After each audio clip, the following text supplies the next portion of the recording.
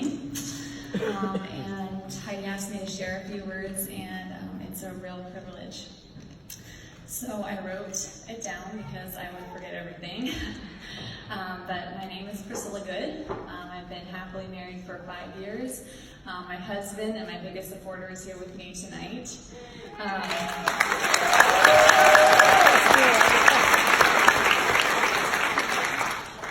I have 2 sweet children at home in Pennsylvania. And one thing about me is I love beauty. And I love beauty in so many things, in relationships, music, art, flowers, in homes. There's so many places you can find beauty. Beauty really inspires me, and beauty can be found in places and situations that you would least expect it. Heidi had no idea when she crowned me Lemongrass Lady of the Year last year that during that time I was going through an extremely intense season in my personal life. My family was going through a really hard season. I was pregnant, hormones raging, and I was really doubting myself. The words she spoke that night made me cry, and it was honestly surreal to have that honor. It confirmed to me that God has me where He wants me to be, and I'm so thankful for the way He is using lemongrass to refine me and to change me.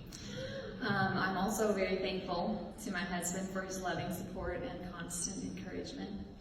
He is calm and steady when I'm not, and I'll always be grateful to him for that stability that he brings to my life.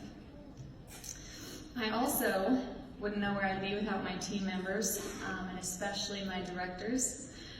You are all women of honor and integrity and courage, and I'm really proud to have you in my life. I wanted to give you a bit of background on my lemongrass journey so that you know kind of where I'm coming from this evening. About 3 years ago, I was just hearing about lemongrass spa for the first time from my friend Joanne Hebert. I was still living in Montana at the time with my husband and our son, who was about 6 months old at the time. I ended up joining as a consultant shortly after we moved to Pennsylvania in November 2016. And I thought it would be a great fit for what I already love doing. And for as long as I can remember, I've been begging my friends to let me help them find a hairstyle they love. Let me help you shop for clothing that you're comfortable in. Let me help you plan a beautiful event. You name it. I love helping my friends feel confident and beautiful. I was also a wedding photographer for almost 9 years, so I was used to fixing hair and dresses and helping my brides relax in front of a camera. Thanks to Lemongrass Spa, I was able to retire from my photography career and did my last wedding in January. It was really fun, but I was really ready for a change. I never dreamt that my lemongrass journey would start off the way it did. I started my business after a season of extreme tragedy and trauma in our personal life that I'm not free to share about this evening, but there were days when I didn't know if lemongrass was helping me heal or distracting me from taking time for myself. I see now that it was both. I needed to interact with other women during that time, and I also needed the flexibility of not having to show up for work every day. It got me out and meeting other people, which I was thankful for. Some of the first people that I met through lemongrass have now become teammates, hostesses, and even more bosom friends. My journey has been amazing and wild. I still look back and wondered how in the world I survived that first year. It was pure adrenaline. My organization went from 0 to 115, with 4 of those women being directors in 12 months. Wow.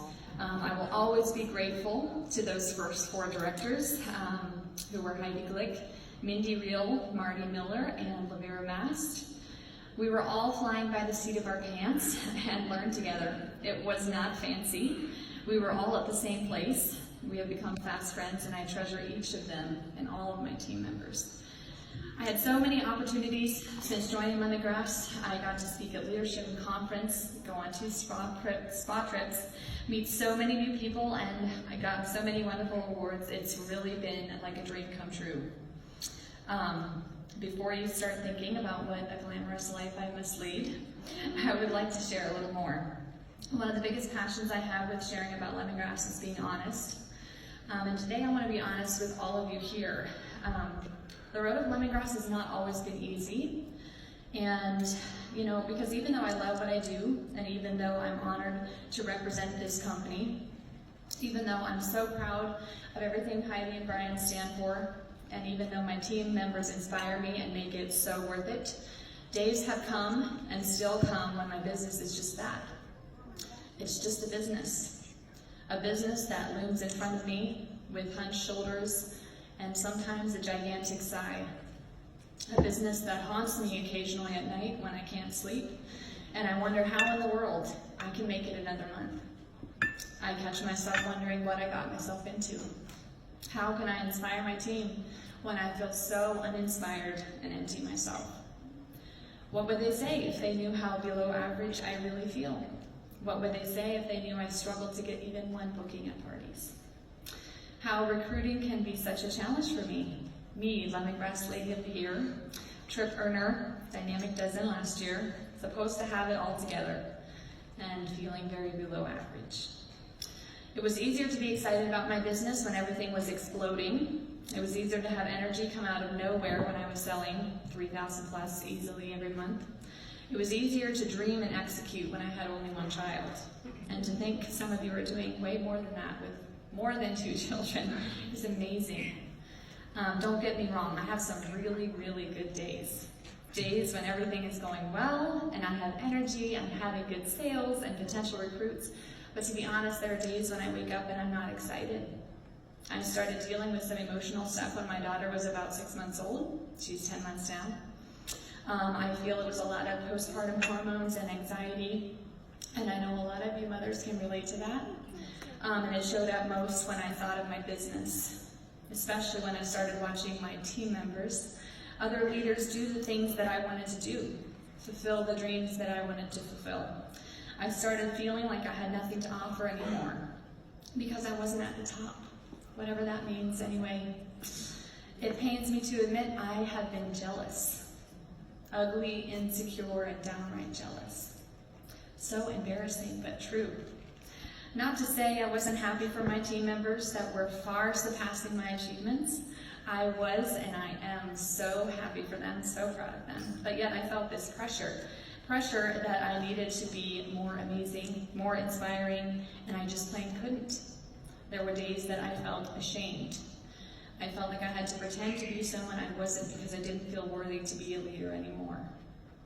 I was so afraid that people were going to see right through me to see who I really was. There is beauty in seasons, and I've been discovering this. I've done so much soul searching in the last 6 months. There were times when I thought, I should just pick myself up, hustle, push through whatever it was that I was facing and just do it, Don't make excuses. I kept hearing, you can do whatever you put your mind to. But I also heard a still small voice saying, you only live once. You only get this time with your children once. At the end of my life, I know that I'm not going to be wanting to be surrounded with trophies and plaques and achievements, what everyone out there thought of me. I want to be surrounded by my family. And if I'm blessed to die at a ripe old age, I want my children to be right there with me, holding my hand and saying, thanks, Mom, for always being there for us. Thanks, Mom, for remembering what's important.